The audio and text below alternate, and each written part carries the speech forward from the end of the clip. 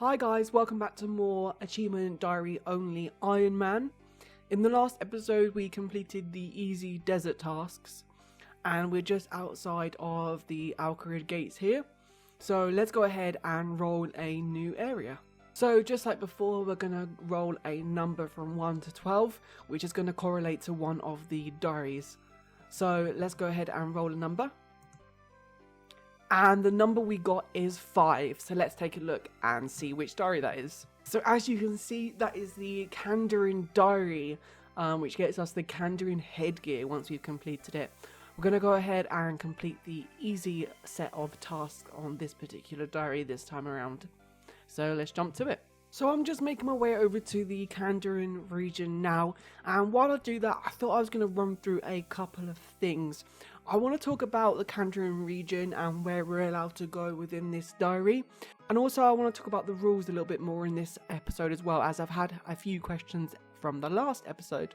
Now, before starting this video, I actually wasn't 100% sure of what the Kandarin region consisted of. And to my surprise, it's actually quite a big region. I'll pop up a map of the Kandarin region on screen now. But just off the top of my head, a few of the major cities in the Kandarin region are Cathaby, Sears Village, Ardoin, Yanil. So we will be locked into those areas while we train up the skills and complete the tasks. As I said, a map will be on the screen now for you guys to take a closer look at the specifics of the area we're going to be locked into. Now, moving on to the rules of this challenge.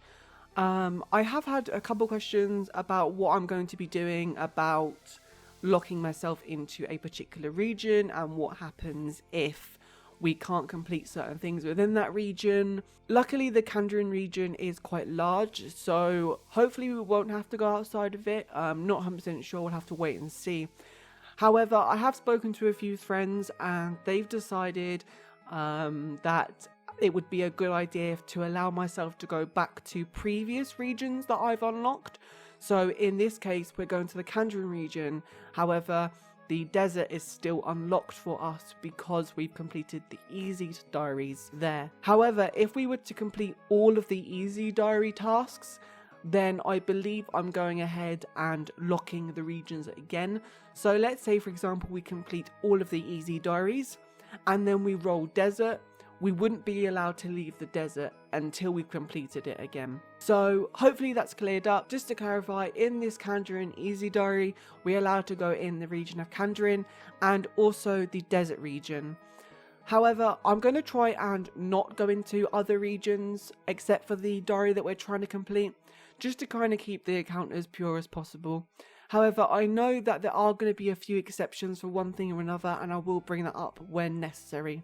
If you guys need me to clarify anything, just drop me a message and I'll do my best to do that. So here we are, just getting into Cathaby, and as I did with the desert diary, I'm just going to go ahead and pop off a few easy tasks which we already have the level requirement for or don't require a level. So I'm just at Cathaby Beach, where I'm going to train my fishing up to level 16. I thought I'd leave this in as it wasn't a huge requirement for the diary. We only needed an extra 3 levels to get to 16 fishing, and that is to catch a mackerel at Cathaby. So here we are buying a big net from the fishing store. And here we are catching our mackerel. Next diary task is to buy a candle from the candle maker in Cathaby. Collect 5 flax from the Sears Village flax field. Play the church organ in the Sears Village church. Have Galahad make you a cup of tea. Buy a stew from the Sears Village pub. Speak to Sherlock between the Sorcerer's Tower, Keep Lefay. And finally, cross the coal truck log shortcut. We also completed the medium Kandarin task, which was to enter the ranging guild. But my main purpose to be here is that the range guild sells some armor that we don't have, and it also sells a bow that we don't have. I'm going to go ahead and buy a coif and a studded body. And grab myself a willow short bow. Now this is the best in slot gear that we can equip in Kandarin. Quick look at the stats and our new fashionscape. We're looking fantastic with our desert. Amulet matches the green d'hide bottoms. We were just on our way to the gnome stronghold to go to the weapon store as they sell steel axes and crossbows, which is our new best in slot for that. I thought I'd grab a crossbow, not particularly because I wanted to use it, but I thought it'd be nice to have one in case we needed it for the future. But the steel axe is going to come in useful at some point anyway, and it's always nice to upgrade your equipment. And we got the pinball random event, and we managed to get 2 cut diamonds, which is lovely.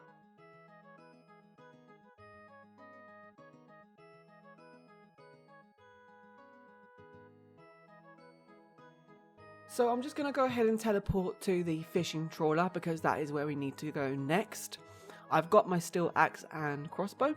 Here we are at the fishing trawler. I'm just going to go over to the charter shop and grab a glass blowing pipe and also start collecting sand and seaweed, as the first grind that we need to do in this area is get 42 crafting to be able to make a fish bowl, which we then take to Harry in Catherby to get a pet fish for ourselves. Now, I thought the 42 crafting was actually quite a big grind to say this is an easy task, but obviously as an Iron Man we can't buy the fish bowl, so we have to make it ourselves, so that's understandable. So I'm just going to go ahead and buy lots of sand and seaweed, and I had worked it out to see how much molten glass I'm going to need. I worked it out to be about 1,000 to get to level 42, but in hindsight I definitely overestimated this and we're going to have some left over. But this is what I'm going to do for the meantime. So I've gone ahead and got all my seaweed and my buckets of sand. We got a total of 946, which is over what I originally calculated. And we're just in Catherby to go ahead and cook the seaweed. 2 things here. For some reason I thought that you could just go straight to a furnace with seaweed and sand and make molten glass, but apparently you need to make the seaweed into soda ash. Obviously that is something that I've forgotten. And also, I don't know if this is a recent change, but you now don't get any experience for cooking seaweed. Last time I did it, I'm sure you did, but it turns out that you no longer get XP. I could be wrong, but that's just what I remember.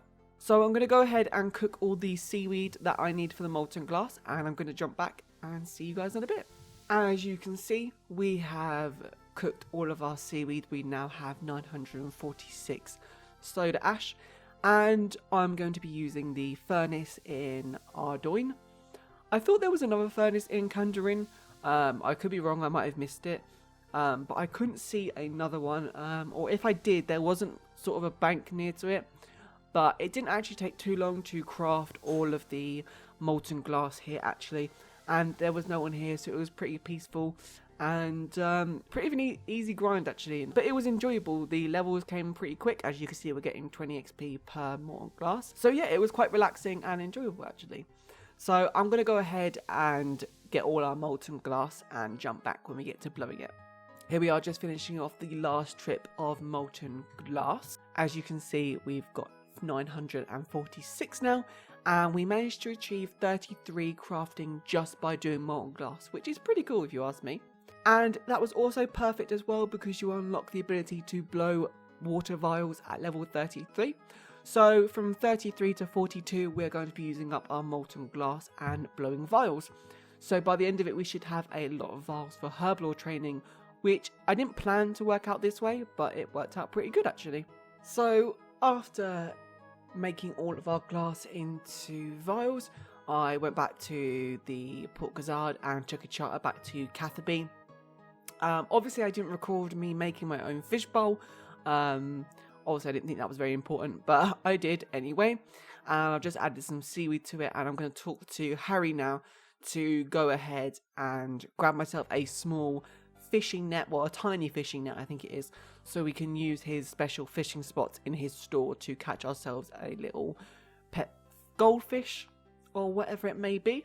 And that is another task done. I believe we only have 2 more tasks to do now. Just running through the options on the fishing bowl just to see what it does. I've never actually done this before. It's a bit of a weird thing, but there we go. As you can see in the bank, we made 761 glass vials and we have 184 molten glass left. And this is just a quick clip of me dropping my poor goldfish on the floor.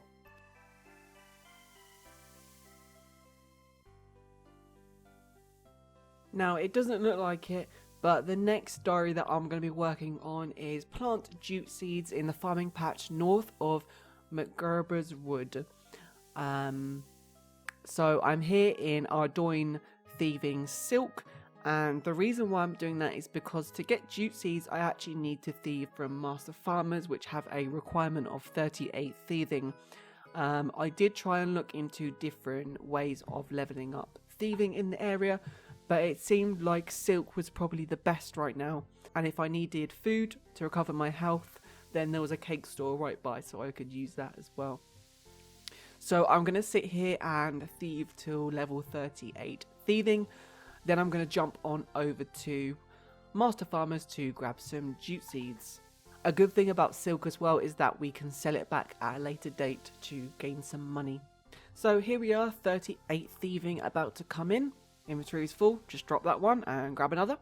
That is 38 thieving, giving us the ability to pickpocket from master farmers, which is where we're going to get our jute seeds from, and to also level up our farming. I believe we are level 7 farming, I think, so we have a few levels to go.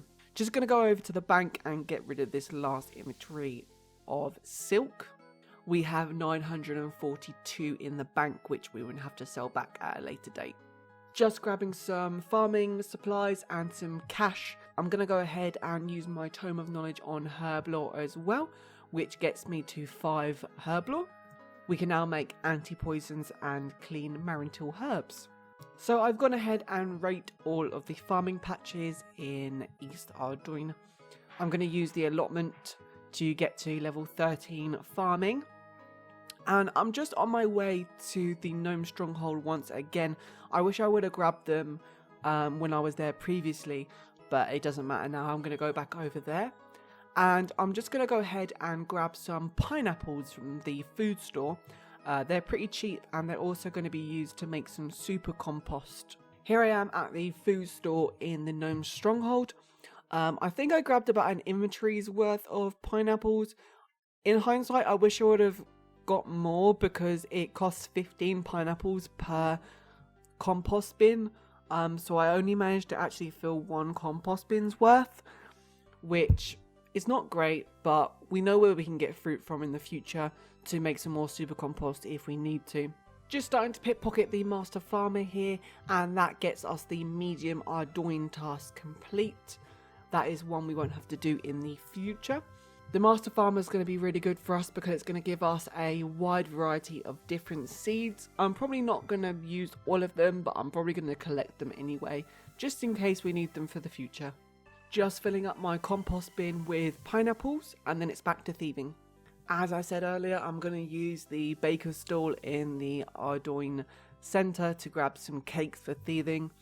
I actually didn't need that many cakes because your inventory just gets flooded with seeds, so you don't actually really have a whole lot of space to hold food. But with food so closely available, why not grab as many as you can and get that extra bit of thieving XP in as well. Here we are raking the allotment patch once again as all the weeds have grown back. Just using some normal compost from the store, that is 8 farming. Just using some normal compost from the store for now while we wait for our super compost to ferment, I don't know. Rot, who knows. And I just planted some cabbages, and in the flower patch I'm going to plant some marigolds. Now I think I'm going to go ahead and jump out while I level up my farming, as I'm literally just waiting for the plants to grow, and in the meantime I'm just going to go back to the master farmer and see what other seeds I can gather. So here we are back at the allotment, about to hit 13 farming. There we go, lovely. As you can see, we now have rosemary in the flower patch, and I believe that's tomato plants. In the other allotments we've got cabbage and tomato, I believe. And I'm just going to go ahead and plant a herb in the herb patch as well and get that growing maybe for next time in case we need any more herbs. So here I am at the bank, just depositing all of the things that we got from the master farmer and just grabbing the necessary items we need to go ahead and plant the jute seeds in the north farming patch. So another very simple task done. You don't have to grow the jutes, you literally just have to plant them. But I went ahead and watered them anyway, just in case we get the opportunity to come back and harvest them.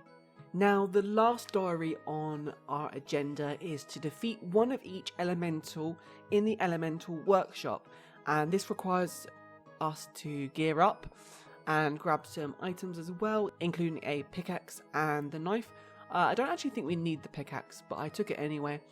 However, we do need to start the elemental workshop, which can be done by searching this bookcase here and also using a knife on the book to get a key. So let's head on down into the workshop. Another super simple task. We just have to go into each of the rooms and kill one of the elements. I think it's water, fire, earth and air, I believe.